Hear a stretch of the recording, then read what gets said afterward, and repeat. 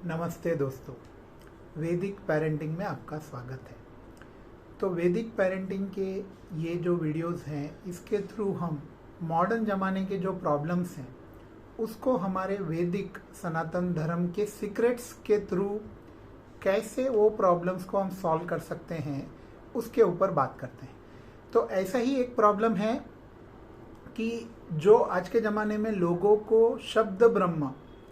के बारे में ज्ञान नहीं है और उसके वजह से बहुत बड़े बड़े प्रॉब्लम्स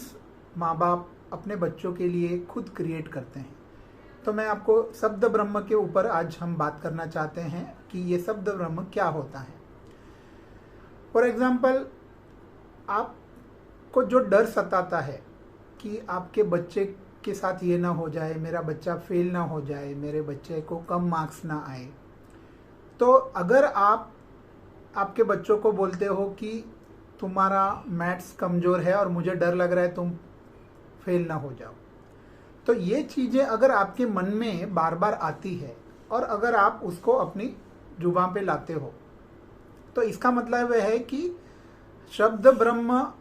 के प्रति आप जागरूक नहीं हो। तो जो चीज़ें आपके मन में आती है और वही अगर आपके शब्दों में आती है तो वही चीज़ होने के चांसेस बहुत ज़्यादा है। तो अगर आप चाहते हो कि आपका बच्चा मैथ्स में कमज़ोर है लेकिन मैथ्स में वो अच्छे मार्क्स लेकर आए, ठीक है, आपको डर सता रहा है कि कहीं वो फेल ना हो जाए, कहीं उसका कुछ हो ना जाए, लेकिन हम लोग जाने अनजाने में बच्चों को बार बार डांटते हैं कि तू तो मैथ्स में बहुत ही कमज़ोर है और तू पास हो ही नहीं सकता, और उसको बार बार हम लोग उसकी कमजोरी की बातें करते हैं, निगेटिव बातें करते हैं कि तू ऐसा है, तू आलसी है, तू ये। तो होता क्या है कि जाने अनजाने में वो, अगर आप ये बात उसको पिछले कई महीनों से बता रहे हो या कुछ सालों से बता रहे हो, तो 4 साल पहले वो कम आलसी था, लेकिन 4 साल से आप उसको बोल रहे हो कि तुम आलसी हो, तुम आलसी हो। तो अगर आप नोटिस करोगे कि 4 साल के बाद आज वो 4 साल पहले जितना आलसी था उससे 10 गुना ज़्यादा या 20 गुना ज़्यादा आलसी बन गया। तो यही बात सच है कि अगर आप बच्चे को बोलते हो कि तू बहुत शर्मिला है, तू बहुत डरता है, तू बहुत जिद्दी है, तो ठीक है, वो जिद्दी है, बताना हमारा फर्ज है कि उसको समझाना कि तू जिद्दी है। लेकिन होता क्या है कि शब्द ब्रह्म काम करता है, क्योंकि एनर्जी कम्युनिकेशन, अगर माँ बाप बच्चों को बोलते हैं कि तुम जिद्दी हो, तुम्हें जिद छोड़नी पड़ेगी, ये बोलना जरूरी है, लेकिन कौन सा इंसान बोल रहा है और वो इंसान का खुद का एनर्जी लेवल क्या है। आने वाले नेक्स्ट वीडियो में हम इसके ऊपर सॉल्यूशन पे बात करेंगे कि इसका टेक्निकल सॉल्यूशन क्या है, किस तरीके से ये शब्द ब्रह्म को यूज करना चाहिए और कैसे हमारी एनर्जी को काम करने पे लगाना चाहिए। हम अपने शब्दों को लगाते हैं काम करने पे, या हमारे मन के निगेटिव विचारों को थ्रू हम बच्चों को बोलते हैं कि तुम आलसी हो, तुम जिद्दी हो, तुम जो भी हो, मुझे ये डर है कि तेरा ये हो जाएगा, मुझे ये फिक्र है कि तू फेल हो जाएगा। तो ये जो शब्द है, अगर उसके पीछे देखो, होता क्या है कि हर चीज के पीछे एनर्जी होती है।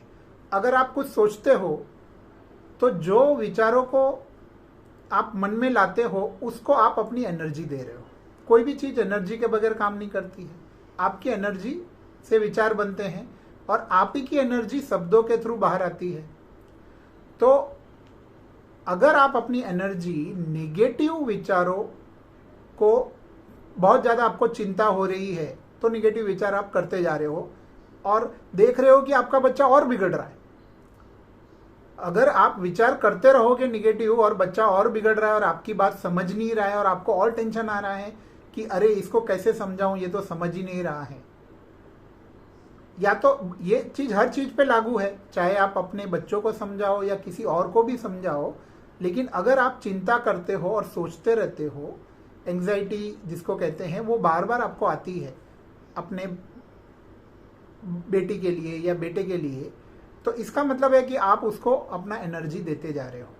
और फिर आप वही चीज़ों को बोलते जाते हो कि फिक्र हो रही है। देखो, एक तो होता है कि सोचने पे भी बहुत ज़्यादा तो वो निगेटिव एनर्जी काम करती है। वो इंसान जो आप नहीं चाहते वही होते रहता है। और अगर आप कंटिन्यूसली करोगे तो वो चीज इतनी हद तक हो जाएगी कि जाने अनजाने में आपको नहीं पता कि आपके एनर्जी के वजह से ही वो ज्यादा उसका बिहेवियर वैसे ज्यादा होते जा रहा है, ज्यादा उसका पावर बढ़ते जा रहा है, कमजोरी का, निगेटिविटी का, डरने का, उसको घबराने का। तो ये एनर्जी कम्युनिकेशन शब्द ब्रह्म इस तरीके से घर के पूरे माहौल में अगर हर इंसान इस तरीके का शब्दों का भाषा का उपयोग करेगा और अपनी निगेटिव एनर्जी, क्रिटिसिज्म की एनर्जी को यूज करेगा शब्द ब्रह्म में, तो पूरे घर में वो एनवायरनमेंट क्रिएट होगा कि जो आप सोचते हो, जो बोलते हो, वही होते रहेगा। तो अगर आपको चिंता हो रही है, जो जिस चीज की चिंता कर रहे हो वही चीज ज्यादा बढ़ती जाएगी। तो आज हम शब्द ब्रह्म को समझ रहे हैं। अगले वीडियो में मैं इसका सॉल्यूशन बताऊंगा कि सिंपल सॉल्यूशन से आप जो सोचते हो उसको थोड़ा बदल दिया, आपके एनर्जी कम्युनिकेशन को बदल दिया, और देखो किस तरीके से जो आप चाहते हो वो होने लगेगा। वो चेंजेस आपके बच्चों में, आपके परिवार में आने लगेगा। तो आप नेक्स्ट वीडियो के लिए वेट कीजिए। उम्मीद है कि आज जो प्रॉब्लम पे हम बात कर रहे हैं वो प्रॉब्लम आपको समझ में आया है, और इसके सॉल्यूशन पे हम नेक्स्ट वीडियो में बात करेंगे। Thank you.